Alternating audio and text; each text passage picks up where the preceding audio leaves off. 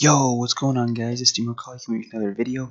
We had another VGC 2016 Wi-Fi battle here on the battle spot, and today we're going to be facing off against a team of Xerneas, Cresselia, Groudon, Ferrothorn, Salamence, and Noivern. So the Xerneas Groudon core, the most popular core out there, and he had two Dragon Flying types on his team, so I assumed he was only going to bring one, and I was like, well, he's probably not going to bring the Ferrothorn since I'm the Groudon team and his Ferrothorn won't really do anything to my team. So I was expecting these, well, three of these four to come in. I was expecting more of the Mega Salamence than Noivern, since it is a Mega Evolution, so he'd get the extra 100 base stats.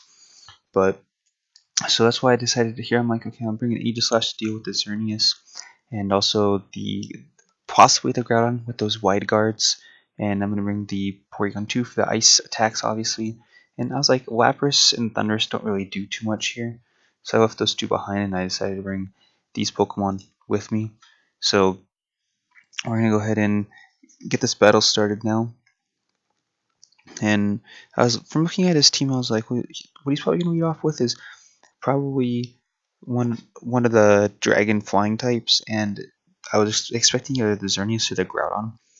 So that's why I decided to start off here with the Rayquaza to be able to get the dragon type off, and the Aegislash to go for the Gyro Ball. So I'm pretty comfortable with my lead here because it's exactly what I was expecting. So I got really good advantage here. So I go for the Mega Evolution because I have no ice type moves that I'm going to be going for. So it's just going to make me stronger in the end. It's not really going to give him any advantages to any super effective moves. And here I'm expecting a Draco Meteor into Rayquaza and Geomancy. So here I go for the Protect on my Rayquaza to prevent a possible Draco Meteor. And I go for a Gyro Ball onto the Xerneas, but the Xerneas protects, and he taunts me, which is really, really unfortunate here, because now I'm stuck in Blade form, and I have paper defenses. So he actually withdraws his Xerneas here. I was expecting I thought he was going to attack like a Dazzling Gleam. There would have been a really good move, since I was in my Blade form, and I have Rayquaza out on the field. So I found that switch really interesting, and I switch out my Groudon here, expecting the Dazzling Gleam to come out. So now I got my two restricted Pokemon out on the field, and he's switching to Cresselia, which doesn't do too much against these two particular Pokemon that I have out. So I think I'm in a pretty good position here, and we're going to see Super Fang here. So this is Noivern's really interesting support Pokemon. It's super fast. I mean, and it's got the taunt, it's got the Super Fang. So I go for the Draco Meteor. I want to get rid of this thing. And we see it does hold the Focus Sash. The critical hit there didn't matter. So I'm going to be able to stick around for a little bit longer. And here, he makes really good. I honestly didn't read too much into this. I forgot that the Delta Stream was gone. So I decided, I'm like, oh, I'm just going to go for the extreme speed, and if he protects, it's fine. But this Ice Beam is going to be able to knock me out because the Delta Stream's not up. So when I saw it, I was like, oh crap, the sun's up, isn't it? So a misplay on my part. I just lost my Rayquaza, and his Noivern gets to stick out around yet another turn more. So here I get the attack boost, so nothing relevant. But I'm expecting a taunt from the Noivern onto my Porygon 2, but he actually goes just straight for the Super Fang, which I found interesting. Knowing my team and how everything is, it would have been better if he went for that on the Groudon, because that means that a Geomancy boosted Dazzling Gleam would be able to take out my Groudon, as well as a Precipice Blades. But here I go for the Rock Slide. I want to get the spread damage off. And Rock Slide does quite a bit to Cresselia, but Ice Beam doesn't, so it kind of shows more on the special defensive side. And here he's going to bring in his own Groudon. So immediately when I see this, I'm kind of threatened. I kind of fear a possible skill swap, because that's really all I have to take care of this Groudon or ground type moves with my Precipice Blades and with my Hidden Power. So here he just goes straight for the offense. He goes for the Precipice Blades. Porygon 2 is going to hang on with just 20 HP. And sure enough, he does go for the skill swap there. So it is a misplay on my part because I do believe my Groudon is faster than his Cresselia. So I could have gone for another Fire Punch and taken it out. And this next turn, I'd just be able to...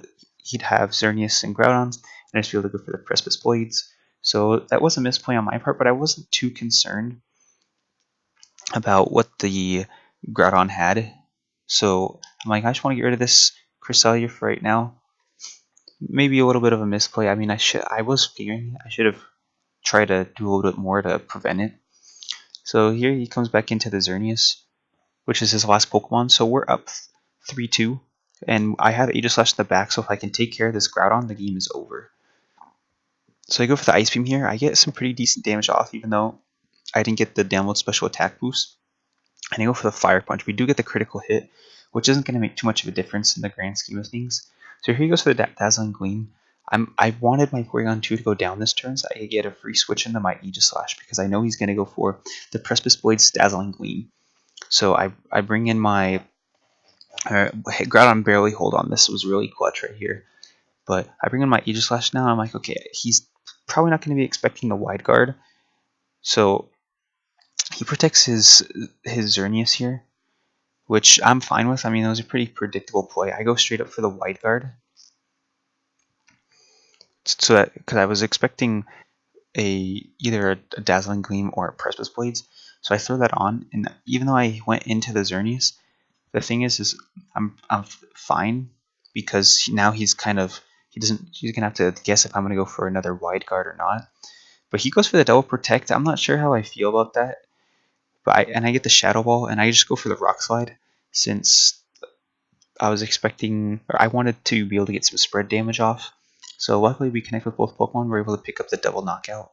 So in that game I did a pretty good job of neutralizing the Xerneas. I'm not quite sure why he switched it out at the beginning. I feel like maybe he was he didn't, or I guess with what he did, because he went for the Super Fang. So if he would have gone for the Geomancy, another Gyro Ball would have taken him out. So maybe he was figuring that a little bit.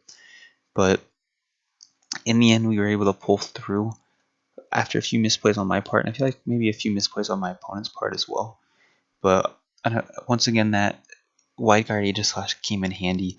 So I find it's really good against this Groudon Xerneas core because they rely so much on spread type moves. So I was able to shut them down, even if it's just one turn. If I can shut them down and answer back with a Sun Boosted Fire Punch or a Precipice Blades, I mean, that, especially under Trick Room, that really puts my opponent under pressure. So a good battle. I feel like the Pokemon my opponent brought were pretty good, especially that Noivern. I didn't know what to expect. I was like, he's probably going to bring the Mega Salamence, but with that taunt, he was able to shut down my Aegislash in the beginning. So, but that's going to be it for this video. Let me know if you guys got any suggestions for my team. I always ask for suggestions. I'm always looking for some new Pokemon to add. Because my team's pretty good, but I feel like there's, like, I might be switching out some of my, like the Lapras and the Thunders, and even especially the movesets and stuff. So I'm thinking maybe having another form of speed control on the team so I don't always have to rely on Trick Room if the Porygon 2 doesn't have a favorable matchup against my opponent's team.